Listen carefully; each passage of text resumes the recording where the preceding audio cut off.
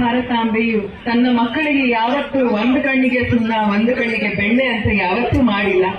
ಅದೇ ನಿಟ್ಟಿನಲ್ಲಿ ಧ್ರುವ ಅವರು ಇವಾಗಷ್ಟೇ ಮಾತಾಡಿದ್ರು, ಯಾವುದನ್ನ ರಾಜಕೀಯ ಬೇಡ, ಹಾಗೆ ರಾಜಕೀಯ ಪಕ್ಷಗಳು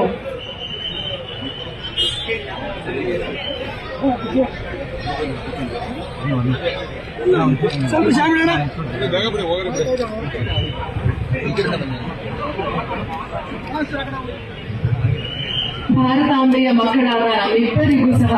ತಮಿಳು ಮತ್ತು ಕನ್ನಡದ ಮಕ್ಕಳಿಗೆ ಒಳಿತನ್ನು